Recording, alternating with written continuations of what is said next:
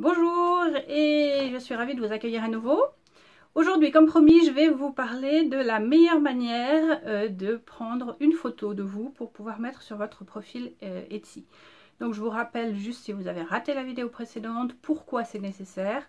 Les gens ont besoin de voir votre visage et en particulier vos yeux pour vous faire confiance, pour avoir confiance dans votre boutique et pour créer cette espèce de relation personnelle qui est nécessaire pour vendre, en particulier quand on est artisan ou artiste.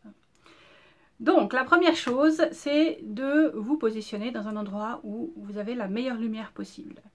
Alors ma coach business, Renée Christine, qui est américaine, que vous connaissez peut-être pas, mais vous allez bientôt la connaître parce que j'en parle souvent, elle m'a appris vraiment beaucoup de choses intéressantes, recommande de se positionner dans une embrasure de porte. Alors une embrasure de porte qui donne vers l'extérieur. L'idée c'est d'avoir le plus possible de lumière naturelle du jour qui tombe sur votre visage sans être dans le soleil directement parce que la lumière du soleil est un petit peu trop dure. Donc ça va un petit peu rendre vos traits durs et c'est pas ça qu'on veut. Alors si vous n'avez pas de porte qui donne vers l'extérieur, vous pouvez choisir une fenêtre qui est bien lumineuse, mais vraiment le plus près possible de la fenêtre. Et puis, si vous trouvez que le fond de votre photo n'est pas joli, vous pouvez avoir quelqu'un derrière vous qui tient un panneau blanc. Vous savez par exemple ces panneaux de mousse qu'on trouve dans les magasins de bricolage, ou bien du carton blanc, quelque chose qui soit relativement neutre, qui va cacher un petit peu tout ce qui peut être derrière vous, pour que vraiment ce soit votre visage qui ressorte.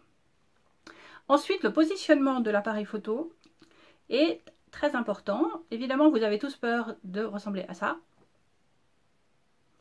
ce qui, comme vous voyez, est facile.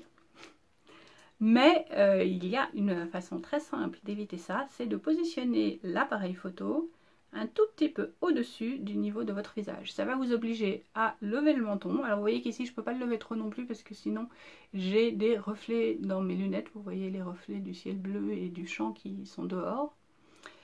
Mais je suis en tout cas obligée pour voir la caméra, pour regarder la caméra, l'appareil photo, de lever mon menton, ce qui fait que je me débarrasse du double menton, ce qui est déjà une très bonne chose.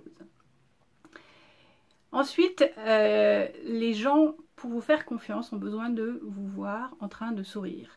Il y a beaucoup d'études comportementales qui ont été faites, qui ont montré qu'on est absolument parfaitement capable de reconnaître un vrai sourire d'un faux sourire, un sourire de vendeur. Donc voilà, par exemple, ça, ou ça, ce sont des faux sourires. Mon visage a l'air de sourire, mais pas mes yeux. Pour éviter ça, pour que les gens vous trouvent vraiment naturel, il va falloir rigoler. En fait, c'est ça qui va faire la différence.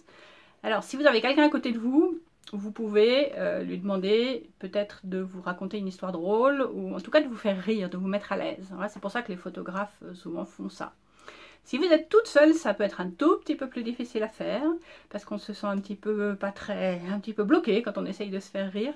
Mais il faut vraiment arriver à ce moment où vraiment vous riez. Et c'est ça qui va donner les photos les plus naturelles. Et puis prenez-en le plus possible, et il y en aura forcément une qui sera flatteuse pour vous.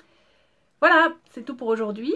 N'oubliez pas de vous abonner avant de partir. Et puis si vous voulez aller voir les formations gratuites que propose ma coach, il faut parler un petit peu anglais, mais allez voir le lien qui se trouve sous cette vidéo.